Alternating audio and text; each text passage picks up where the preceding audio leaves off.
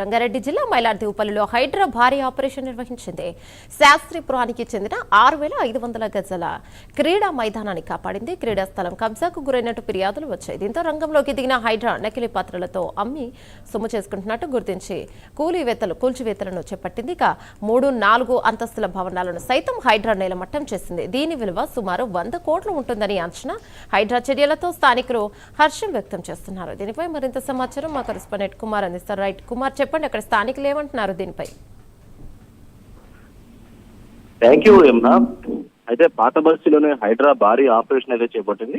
ముఖ్యంగా క్రీడా మైదానంలోని అక్రమ కట్టడాలను అయితే తొలగించింది. 5 నిర్మాణ దశలో ఉన్న భవనాలని హైడ్రా అయితే కూల్చివేసింది. సుమారు 100 కోట్లు ఆస్తులు అయితే హైడ్రా కాపాడిందని చెప్పొచ్చు. ముఖ్యంగా పాత బస్తీలోని మైలార్దేవుపల్లిలోని హైడ్రా భారీ ఆపరేషన్ అయితే నిర్వహించింది. 6,500 గజాల క్రీడా మైదానాన్ని అయితే కాపాడింది. దీని విలువ సుమారు 100 కోట్ల వరకు ఉంటుందంటూ కూడా ఇప్పటికే అంచనా అయితే వేస్తున్నారు.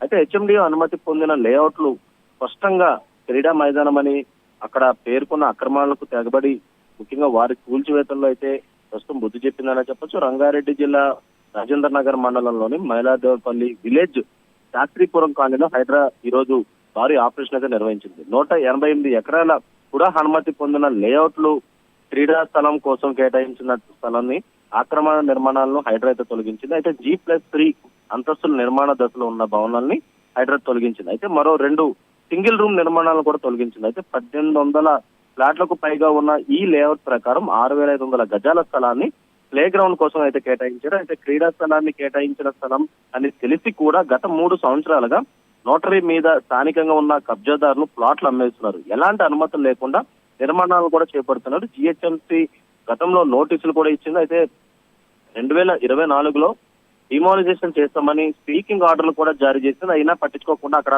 నిర్మాణాలు జోరుగా జరుగుతున్నాయి. అయితే ఈ విషయమే స్థానికులు హైడ్రాకి కూడా ఫిర్యాదు చేశారు. హైడ్రా అధికారులు అలాగే జిహెచ్ఎంసీ రెవెన్యూ అధికారులతో కలిసి క్షేత్రస్థాయిలో దీన్ని అయితే పరిశీలించారు. అయితే లేఅవుట్ ప్రకారం క్రీడా స్థలం కోసం కేటాయించిందని నిర్ధారణ కూడా చేసుకున్నారు. నిర్మాణాలు చేపట్టవద్దని వెంటనే హైడ్రా హెచ్చరించింది. అయితే ఈ రోజు ఉదయం ఆక్రమణలో హైడ్రా అయితే తొలగించింది. 5 నిర్మాణాల్లో ఉన్న భవనాలని పాటు 2 చిన్న గదులతో నిర్మించిన వాటిని కూడా పూర్తిగా తొలగించింది. ఇంకో 2 భవనాల్లో ఇప్పటికే నివాసాలు ఉండడంతో వాటిని మినహాయించింది. క్రీడా మైదానం అందుబాటులోకి రావడంతో శాస్త్రీపురం కాలనీ వాసులు ఊపిరి పీల్చుకున్నారనే చెప్పొచ్చు. హైడ్రాకు ఫిర్యాదు చేయగానే చర్యలు చేపట్టడం పట్ల హర్షం కూడా వ్యక్తం చేశారు. ఆక్రమణలు అడ్డుకుంటే భయపెట్టారని, అలాగే హైడ్రా రావడంతో క్రీడా స్థలం కాపాడుకోగలిగామని అక్కడ ఉన్న స్థానికులు చెప్తున్నారు. ఎన్నో ఏళ్ల పోరాటం ఫలించిందంటూ కూడా సంతోషం వ్యక్తం చేశారు.